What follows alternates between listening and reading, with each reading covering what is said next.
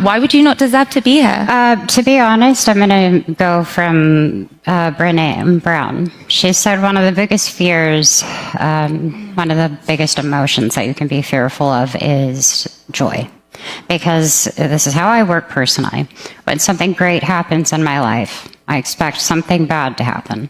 So instead of being present and saying, okay, wow, we've done a great thing, which I do, but I'm always thinking, okay, but if this could all go away tomorrow. So how can I make sure that doesn't happen? Then I can just get wrapped up in that as opposed to enjoying things. And I would say that's my biggest conflict sometimes when, wonderful things happen. I got married and then I was sobbing because I was like, I'm going to die the next day. I think that's a little, life thing. Can I just say that? For someone who's been through the whirlwind of fame, heartbreak, and global attention like Selena Gomez, happiness should feel like a well-deserved reward, right? But recently, Selena got real about something many people didn't expect. She says even when life feels perfect, she can't fully enjoy it because deep down, she's scared it'll all disappear. And get this, she even admitted that right after her wedding to Blanco, one of the happiest days of her life, she found herself sobbing. Before we dive into the emotional details and what she really meant by that, don't forget to like this video, subscribe, and turn on the notification bell so you don't miss any of the latest Hollywood gist, emotional confessions, and behind-the-scenes truths. All right, let's get into it. So Selena Gomez, actress, singer, entrepreneur, and now wife, sat down at Fortune's Most Powerful Women Conference in Washington, D.C., and honestly, she poured her heart out. She was asked about something she said earlier, that she sometimes feels like she doesn't even deserve to be in certain rooms. And this is Selena Gomez we're talking about, the founder of Rare Beauty, a brand that's now worth over $2 billion, and a woman who's been inspiring millions with her openness about mental health. Still, when she started talking, you could just feel the vulnerability. Selena said that no matter how many good things happen in her life, there's always this lingering fear that it's all temporary, that something bad will follow right after. In her own words, something great happens in my life, I expect something bad to happen. She explained that instead of just living in the moment and celebrating her wins, whether it's her business, her music, or her new marriage, her mind instantly jumps to, what if this all goes away tomorrow? And honestly, that hit home for a lot of people. Because even though she's this global superstar, what she's describing is something a lot of us experience. That quiet anxiety that comes with being happy after pain. She even revealed that right after she got married, she had a moment of emotional overload. She said, I got married, and then I was sobbing. Not because she regretted anything, but because that wave of happiness almost scared her. It was like her mind couldn't process the idea of peace after so many years of emotional chaos. Selena went on to say that she often gets wrapped up in those worries, the kind that creep in even during life's most beautiful moments. She said, I would say that's my biggest conflict sometimes when wonderful things happen. I got married, and then I was sobbing because I was like, I'm gonna die the next day. Now, of course, she didn't mean it literally. It's that deep, anxious fear that when something feels too good to be true, the universe might snatch it away. And it's such a raw, honest thing to admit, especially from someone who's lived so much of her life in the spotlight. Think about it. This is Selena Gomez we're talking about, a global star who's faced heartbreaks, public scrutiny, and personal battles all in front of millions of eyes. So when she says that happiness sometimes feels dangerous, it makes sense. She's been through seasons where joy and pain came almost hand in hand. And speaking of happiness, her wedding to Blanco wasn't just any small affair. It was a dream moment. The couple tied the knot in California on September 27th, surrounded by a mix of Hollywood's finest and Selena's closest friends, Taylor Swift, Steve Martin, Martin Short, Paul Rudd, Cara Delevingne, Ed Sheeran, and even Ezzy A were all there to celebrate this new chapter of her life. It was one of those ceremonies that just screamed, Selena deserves this joy.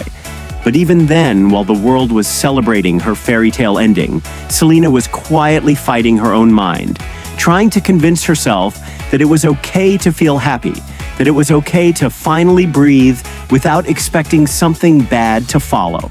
And honestly, that's something so many people can relate to, because for anyone who's gone through trauma, heartbreak, or loss, joy doesn't always feel safe. It feels fragile, like one wrong move and it'll vanish. That's what makes Selena's confession so powerful. She's not just sharing a random emotional moment. She's showing that even after success, love, and fame, healing is a lifelong process. And honestly, if there's one person who has been there for Selena through everything, it's her bestie, Taylor Swift. During that same Fortune Summit, Selena opened up about how much Taylor has supported her, not just emotionally, but in her business life too. She called Taylor one of the most brilliant people I've ever met. And honestly, we believe her. Selena said, "She's very strong in her lane and she gives great advice all the time. I'm not sure what I've done for her other than be there as a friend." And that just shows how humble she still is, even with all her success. One piece of advice from Taylor really stuck with her, and it's something we could all use. If you're the smartest person in the room, you're in the wrong room. Selena said that's the mindset that's helped her build her billion-dollar brand, Rare Beauty, and surround herself with people who push her to grow, not compete. It's beautiful to see that even at her level, she still believes in learning from others. And you know what's even more special? Their friendship goes way back, all the way to 2008. Yup, back in their Jonas Brothers era, Taylor dating Joe, Selena dating Nick, teenage heartbreaks, long phone calls, matching energy. And somehow, through all the chaos of fame, they stayed friends. Over the years, they've shown up for each other at concerts, award shows, and just in life. From Taylor bringing Selena out during her Reputation tour to Selena cheering her on through every new album release, this friendship has stood the test of time. Taylor's been the kind of friend who doesn't just post "I love you" online, she actually shows up when it matters. And in a world as chaotic as Hollywood, that kind of loyalty is rare. And honestly, if you ever doubted how real Selena and Taylor's friendship is, this next part will melt your heart.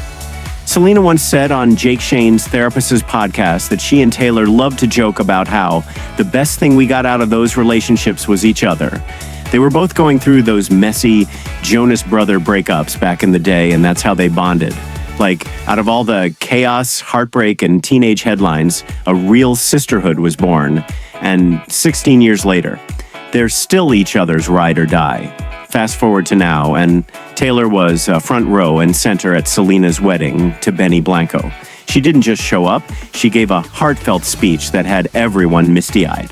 On The Tonight Show, Taylor said she reminisced about 2008, about their wild outfits, their growing pains, and how proud she was to see Selena finally getting her fairy tale ending. She said, and I quote, "I got to see her be the most elegant, gorgeous, not only bride, but just vision that I've ever seen in my life.